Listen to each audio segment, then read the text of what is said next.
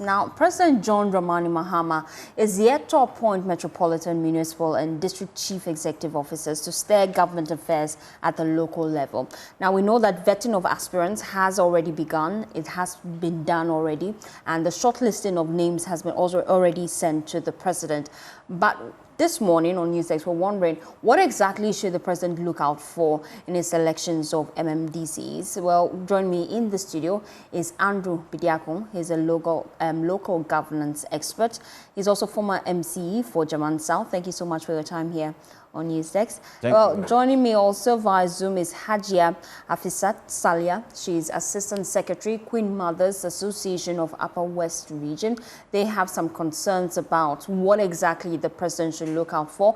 And later we'll take you to the Ashanti region. Naya Aljima is on standby. He joins us live just with updates as to what exactly is happening in that region and how the process is going so far. Let's start with Andrew in the studio. As a former MC, I'm sure you're abreast with the process. So far, we know that the list selection has been done, the process has been done, and the list sent to the president. What will happen next?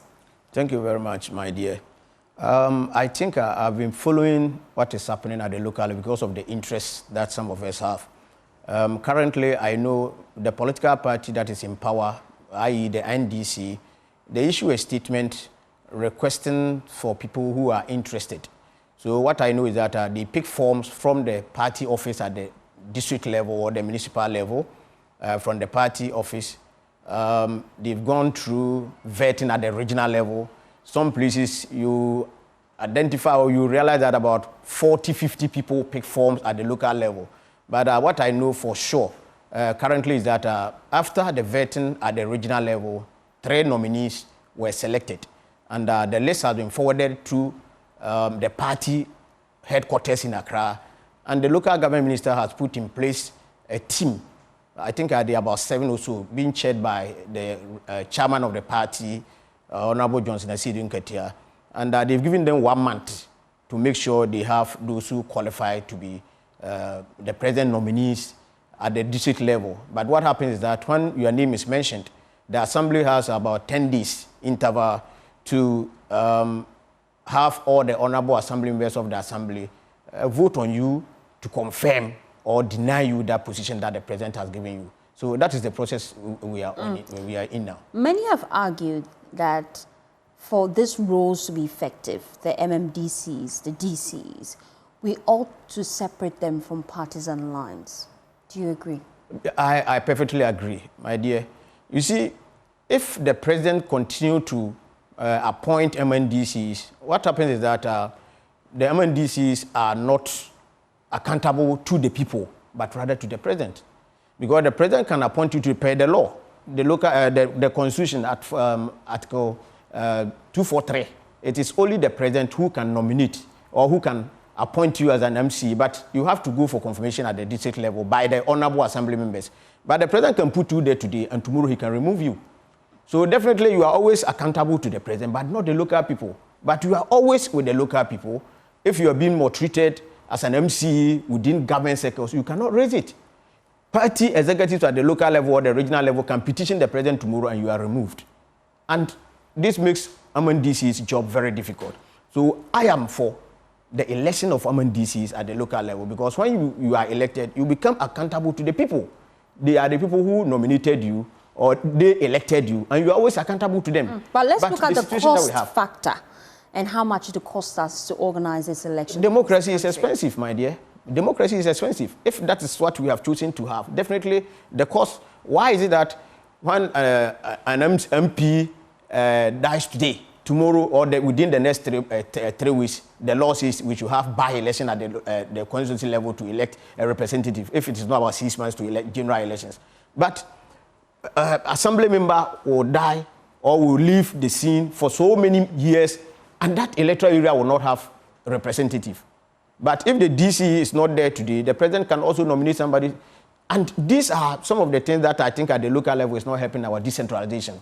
You see, there are people who even came to Ghana to study our decentralization. The Ugandans and other people go there, and they are having elections of MMDCs. How much more Ghana? So democracy is expensive. If we want our decentralization to be more effective and the representative of the people will be responsible and will be accountable to the people, the best way to go is the election of MMDCEs.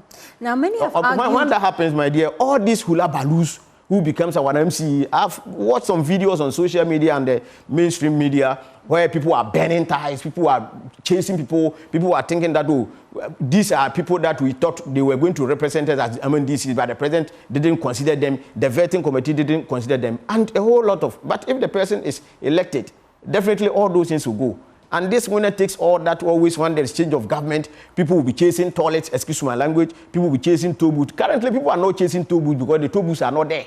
If the toll booths are still there, you will see how people will be chasing toll booths.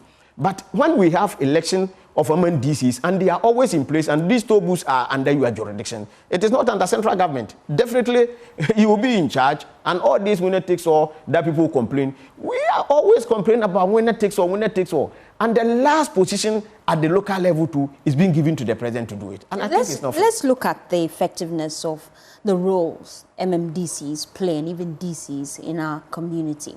Many have argued that they are failing to live up to expectations. Petty things that an MMDCE is supposed to do, a DC is supposed to do, we're all running to the MP for the area. Because of the structure that we have. That's why I said... What's wrong with the structure? Let us have them. You see, per law, the District Assembly's Common Fund is supposed to remit not less than 5% of the national revenue to the assemblies. She will come out, or he will come out with a formula, and the formula will tell you we should take this to this assembly, that and that and that. But because the MMDCs are not, somebody will sit in Accra and he will take decisions about how the District Assembly's Common Fund should be utilized at the local level. Is it fair?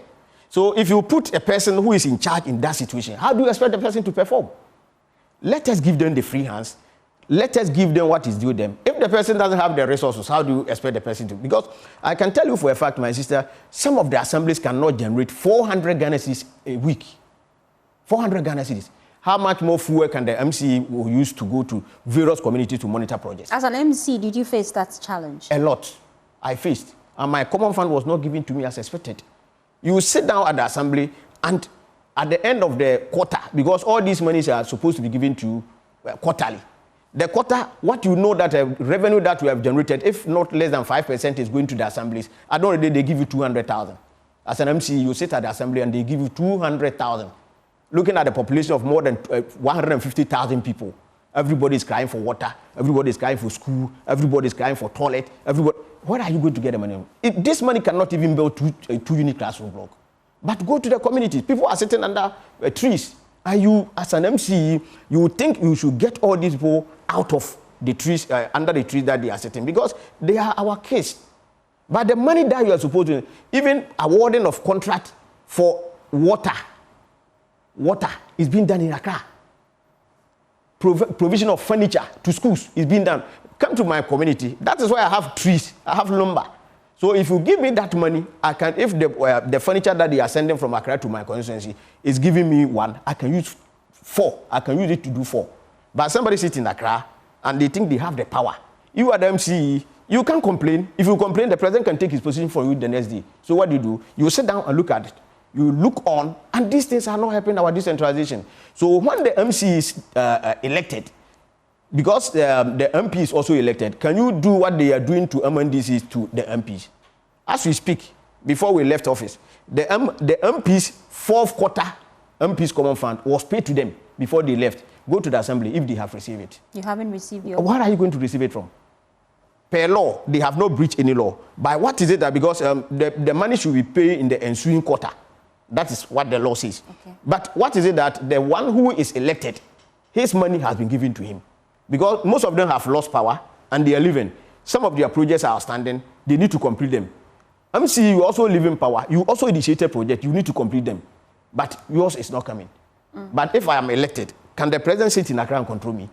I will always be responsible and accountable to my people because they elected me. If I don't do what I'm supposed to do, the next 4 years, they will vote me out. But you have a position where even party executives can put in a petition. President, we don't like this man, remove him. And the next day you are removed.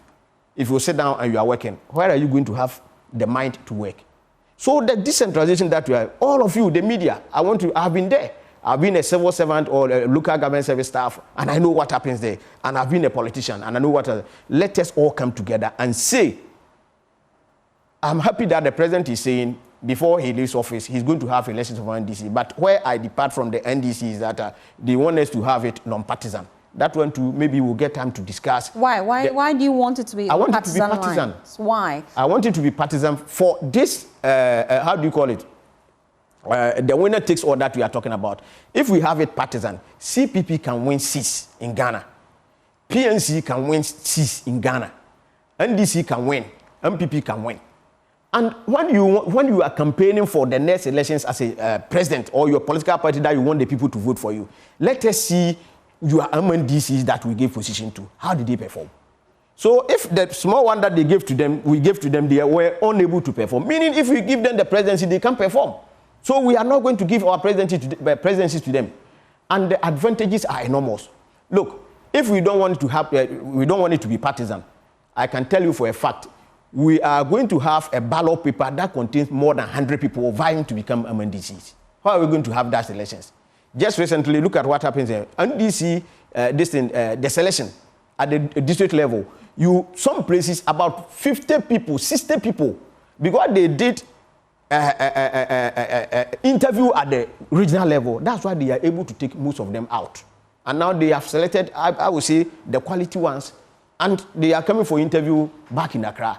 And definitely they will get but if we say, because the local level, my dear, even the assembly election, the assembly members election that we are saying it is non-partisan, it is a lie. Let's look at what the law says about the role the DCE plays. We know that the law doesn't recognize an MC. I know that the president currently is already looking at reviewing the constitution, and he has already gone ahead to set up a committee to do that. What review would you propose? First of all, walk me through what the law says currently and what review you propose. Yeah, if you look at the Article 2431, it is the president who has the mandate to elect or nominate MC for prior approval by the General Assembly. That is the Assembly members. Okay. I want that law because the previous government decided that he wanted to give that power to the people. So that law was amended in Parliament. That one, Parliament can amend it. But the Article 55.3, that is an entrenched provision. It must go through referendum. And that is where the non-partisan basis comes in. They give, that clause gives political parties advantage to participate in all public elections, with the exception of assembly elections. And I think that law must go. Why? We should allow the political parties to come in. But because whatever you do, there is no way you have elections at the local level that political parties will not come in. There is no way. Even the assembly elections that we always have, the assembly, these political parties go for vetting. They select their people at the electoral area, put them there as the assembly members. Sometimes you just see the colors of these assembly members. It will show you the political party that they are coming from. When you get to the assembly, the only person that is, those who can always tell you the color of every assembly member are the staff of the assembly. They know all the assembly members, the political parties they belong to. So what we are doing is that we are behaving as ostriches. We come out and we say it is non-partisan. I'll come back to you for your final words. Let me bring in Hajia Hafisa Salia. She is Assistant Secretary of the Queen Mothers Association of the Upper West. Thank you so much for your time here on Newsdesk. Now, we know that your association has been raising concerns about women participation in the selection of MMDCs and DCs. Just make that point for me. What exactly are your concerns? Thank you very much for the opportunity, please. When the call for vetting to be considered as MMDCs came in, some women from our place also applied, about 8 of them. Then they were called for the interviews for the vetting. But when they shortlisted the names, we realized that they took 3 people each from each district. And no ladies or woman had the name included in that list. And we are wondering what the problem could be. Of all the 8 women that applied to be considered, none of them were considered. And it's an indictment on us as women. We cannot begin to think that in the whole of Upper West region, no lady is qualified to be considered. as a DC or a municipal chief executive or a metropolitan chief executive. And that has been a worry. And then we are pleading and on behalf of all the women in the region and calling on the president to have a second look at the vetted list that has been forwarded to him. What initial explanation did they give when you approached them as to the qualification? Is it the qualification of the women that is the problem? We are not given any tangible reason as to why the women were disqualified, because we saw them run around when it came to the politics time. They were also everywhere rallying for votes for the party and all that. If it comes to academic qualification to the habit, I cannot really fathom why they were left out. At least we expected that one person could have been considered, because we know that we are always in support of whatever the men do, and when they move forward to for development projects with the regions, we are always with them, and then we give them the moral support and all that. And we can also step forward to also perform those roles. I don't know why they were really left out. Have you officially petitioned the president with your concerns? Yes, just yesterday we gave him a copy of our press conference. So we hope that he would look at it and then reconsider the women in the region. Thank you so much, Hajia Hafisa Salia. She is Assistant Secretary for the Queen Mothers Association of the Upper West Region. Now, let's take you now to the Ashanti region. Love FM's Nana Aljima joins us live with updates on what exactly is happening at the Kumasi Metropolitan Assembly. Thank you so much for your time here on NewsDesk. Now, Nana, just walk us through some of the key things that are happening currently. What's the process so far?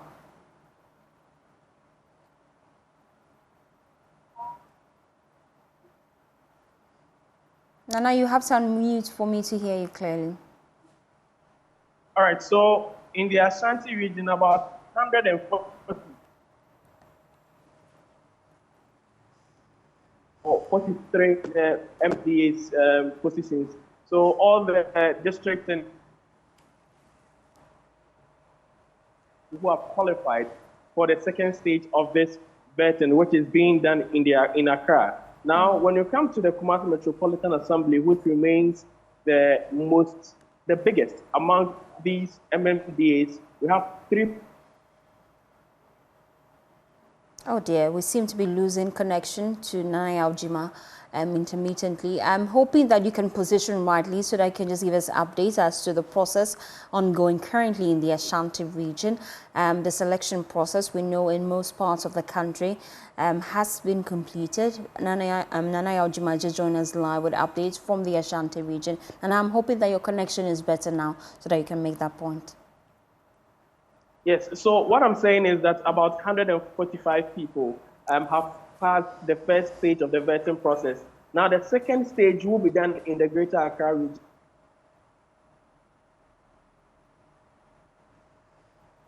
Oh dear, we seem to have lost Nana Aljima there. But let me come back to the studio. I still have Andrew with me.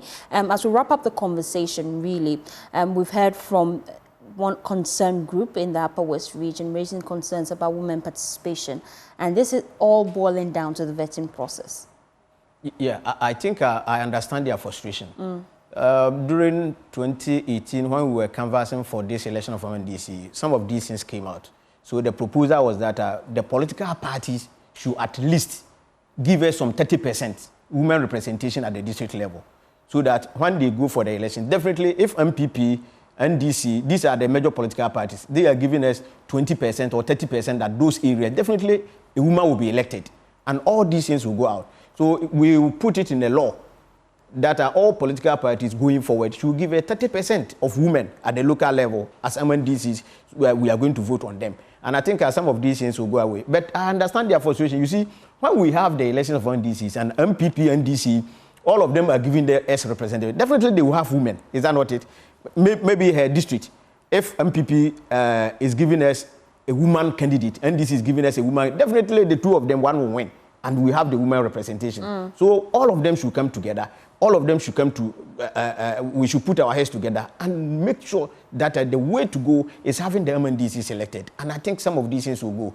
When we do that, we all come together as one people, as a nation. Because if other countries that came to, my dear, let me tell you something. There was an international program that I attended. When you mention your name, you say you are a representative of the president, local president, then they ask you, why are you the representative of the president, but not your local people? But that is what we have in Ghana. And these people came to learn decentralization from us, and now they are ahead of us. Some of the funding that we are unable to access from the international community, because we are unable to elect our MMDCs, you go there and they tell you, no, we want the local people, because these international communities, they cherish their decentralization. And that's the beacon of democracy. That is the way to go. If we want to have all these things taken care of, that president will not have pressure. I can see the reason why they put that Article 55(1) in the Constitution as an entrenched position. You see, during the 1982 Constitution, a lot of people said we are not taking part. And somebody sat down and realized that the local, now the president will be elected, MPs will be elected, and the local level, if those people are also elected, I cannot control them. So let me put a law there banning people so that I will get the power and elect the people at the local level. Why is it that the top they are elected, the middle they are elected, but the down there you said Stay with no. me, Andrew. I'll come back to you as we look at the Council of State. But I'm told I have better connection now to Nanaya Ojima. Nanaya, just give me the updates you were giving me from the Ashanti region. So what I was saying is that about 130 people have gone through the first stage of the vetting successfully, and that was done by some party executives in the Ashanti region. Now, these people who have gone through the vetting will go into the second stage, which is being done in Accra. Now, information that I have is that some of the aspirants who passed the first stage have been invited to Accra, and some of them will be vetted today. Specifically, the Kumasi Metropolitan Assembly and the vetting for the aspirants for the Kumasi Metropolitan Assembly, which is the biggest municipality in the Ashanti region, will be done today. Now, the three people who have qualified to be vetted in the Ashanti for the Ashanti, the TNA role, they include Mr. Ofori-Agyeman, who happens to be the former MCE for Boase municipality, and Nana Saribediakon also was the former DCE for the Achuma Wabieja. And finally, one person, which is Mr. Chiahene, is also part of the people to be vetted today for the role of the Kumasi Metropolitan Assembly. Now, this role is very important to the people of Kumasi because of the challenges that is facing Kumasi now. Now, the central Kumasi is faced with filth as one of the major challenges. Congestion in the city is also a major challenge to the people of Kumasi, and they expect that whoever goes through and successfully qualifies to be named the Kumasi mayor, it takes charge and ensure that these challenges are dealt with in the Ashanti region. So all the people of Kumasi are expectant of who will be chosen for the role of Kumasi Metropolitan Assembly mayor. Thank you, Nanaya Ojima, for providing us that update. Now, let's shift our attention to the Council of State. We know that 155 people are scheduled to take part in that process. That will be happening on the 11th of February. And coming up on your screen shortly is just a little details about the entire process and everything you need to know about the selection process and why exactly the election of a Council of State member is important to our democracy. And we know that the Electoral Commission is supposed to supervise that election for us. That is slated to happen on the 11th. But based on Article 89(1) of the 1992 Constitution, it says that the Council of State is to counsel the President in the performance of his functions. And I'll come to Andrews in the studio to see how relevant this role is. Does he really need a counselor when he has advisors already? That's a conversation we'll be having. Now, the membership of the Council of State, this is how the membership is constituted. Now, there are appointments by the President in consultation with Parliament. A former Chief of Justice ought to be part, a former Chief of Defense Staff of the Armed Forces of Ghana, the President of the National House of Chiefs,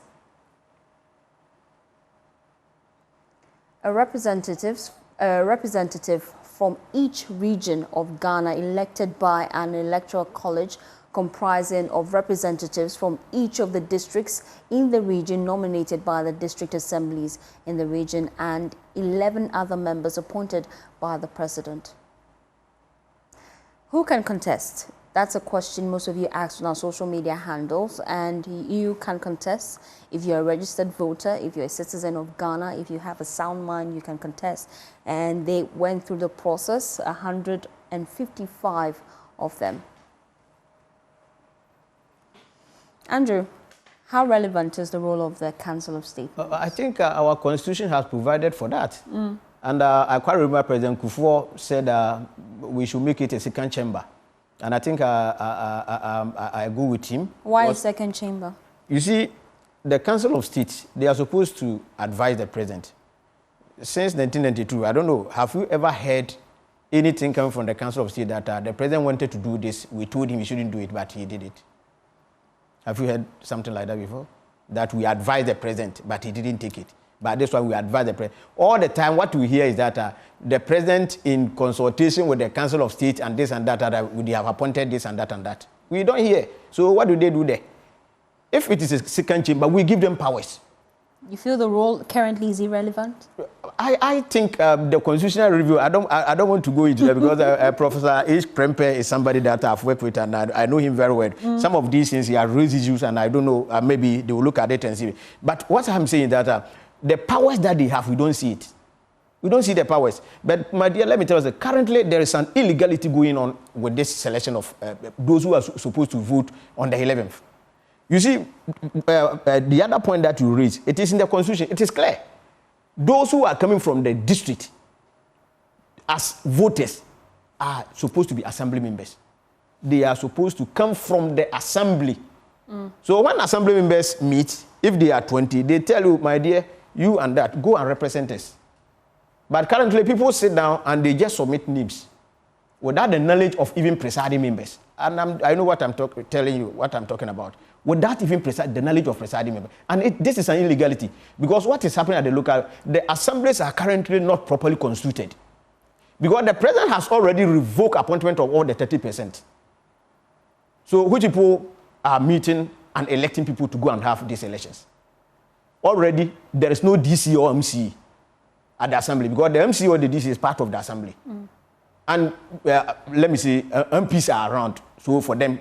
But the 30% power that we've given to the president to nominate 30% of people to be part of the people who are coming from the electoral areas as assembly members, president has to revoke that appointment. So currently, there is no 30%. So people sit in the comfort of their homes, send names for them to go and vote. If guy is not taking them, people we cannot prove. Yeah, I'm telling you, it's you. Didn't you? You see, Andrew. Three days ago. We have to go. 3 days ago, didn't you see demonstration in voter region? You are about 3 days ago, you are news. You cover something from voter region. I understand. I see how passionate you are about the issues, and it's a conversation that we would still have in subsequent bulletins. Great. And I'm sure Let us make sure our laws work. Let us work with the laws. I'm sure we'll invite you back into the studio. No problem. I'm always available. Andrew Bidiako, he's a local governance expert. Thank you so much for your time. Also a former MCE. And that's...